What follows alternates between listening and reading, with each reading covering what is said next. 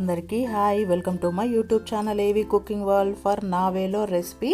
మీరు ఎన్నో రకాల నిల్వ పచ్చళ్ళని చూసుంటారు, కానీ ఇలా బీన్స్తో నిల్వ పచ్చడి ఎప్పుడు ట్రై చేసి ఉండరు. ఒక్కసారి నా మాట విని ఈ పచ్చడిని నేను చెప్పిన విధంగా చేసేసుకోండి.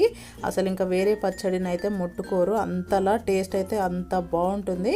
ఒకసారి కంపల్సరీగా ట్రై చేయండి. Easy recipe. వీడియోని అయితే ఫుల్గా చూడండి, స్కిప్ చేయకుండా. ముందుగా ఒక పావు కేజీ బీన్స్ని తీసుకొని కడిగి ఆరబెట్టి అయితే పెట్టేసుకున్నాను, నీళ్ళు ఉంచకుండా.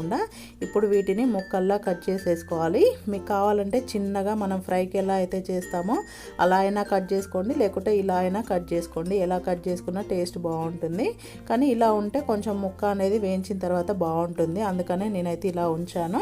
ఇలా మొత్తం కట్ చేసుకొని సైడ్కి పెట్టి స్టవ్ పై ఇలా ప్యాన్ పెట్టుకొని దాంట్లో అయితే కొంచెమే ఆయిల్ని వేస్తున్నాను, మరీ ఎక్కువగా వేయట్లేదు. సో ఇలా వేసుకొని ఆయిల్ కొంచెం హీట్ ఎక్కిన తర్వాత ఈ ముక్కలన్నీ దీంట్లో వేసి అయితే వేయించుకోవాలి.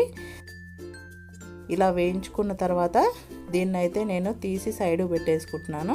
మరీ చిన్నగా కట్ చేస్తే ఇలా వేయించినప్పుడు ముక్కలు అనేవి పచ్చడిలో కనబడవు. ఇలా కొంచెం పెద్దగా ఉంటే బాగుంటుంది, అందుకని ఇలా కట్ చేశాను. మీరు కూడా ఇలా ట్రై చేయండి. ఇప్పుడు ఇలా రోల్ని తీసుకొని దీంట్లో అయితే కొన్ని ఎల్లిపాయలని ఇలా కచ్చా పచ్చాగానే దంచాను, మరీ మెత్తగా కాదు, అలాగే మరీ ముక్కల్లా ఉంచకుండా దంచుకొని సైడ్ పెట్టి స్టవ్ పై ఇప్పుడు ప్యాన్ పెట్టి దాంట్లో కొన్ని మెంతులు, ఒక 2 టేబుల్ స్పూన్ల ధనియాలు, ఒక 1/2 టేబుల్ స్పూన్ జీలకర్ర, 1/2 టేబుల్ స్పూన్ ఆవాలను వేసి అయితే వేయించుకుంటున్నాను. కొంచెం కలర్ వస్తే సరిపోతుంది, మరీ ఎక్కువగా మాడనివ్వద్దు. సో ఇలా వేయించుకొని వీటిని అయితే స్టవ్ ఆఫ్ చేసేసి పూర్తిగా చల్లారనివ్వాలి.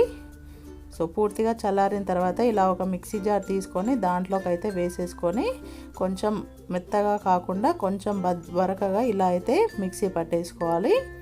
ఇలా మిక్సీ పట్టి సైడ్ పెట్టేసుకొని మనం ముందుగానే బీన్స్ వేయించిన ఆయిల్ని స్టవ్ పై పెట్టి హీట్ ఎక్కిన తర్వాత దాంట్లో ఒక 4 ఇలా ఎండుమిరపకాయలని వేసుకొని అలాగే జీలకర్ర, కొంచెం ఆవాలను కూడా వేసేసుకొని స్టవ్ ఆఫ్ చేసేస్తున్నాను. ఇవి వేగిన తర్వాత స్టవ్ ఆఫ్ చేసేసి ఒక్క సెకండ్ ఆగిన తర్వాత ఇలా మనం ముందుగానే దంచి పెట్టుకున్న ఎల్లిపాయలని వేసేసుకోండి. టేస్ట్ చాలా బాగుంటుంది.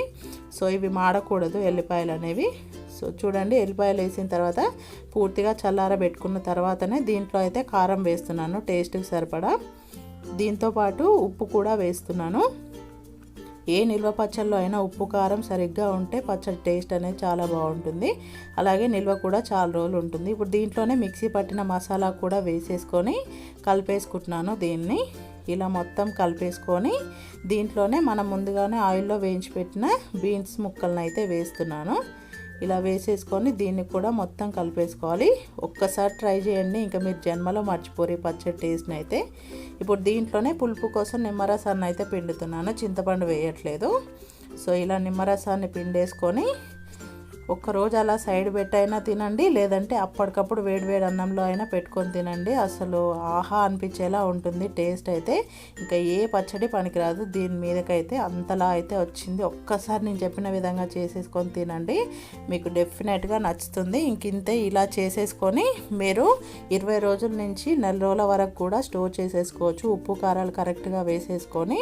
ఇంకా ఇంతే. ఈ వీడియో కనుక మీకు నచ్చినట్టయితే ఈ వీడియోకి లైక్ చేసి నా ఛానల్ని అయితే ఒక్కసారి సబ్స్క్రైబ్ చేసుకోండి. ఇలాంటి టేస్టీ అండ్ ఈజీ రెసిపీస్ని నా వేలో ఎలా చేయాలనేది సింపుల్గా, టేస్టీగా, అలాగే తక్కువ ఇంగ్రీడియంట్స్తో చేసి చూపిస్తాను. ఇంకింతే. ఈ వీడియోకి అయితే లైక్ చేయండి. Thanks for watching. Please do subscribe my channel for more videos. Thank you.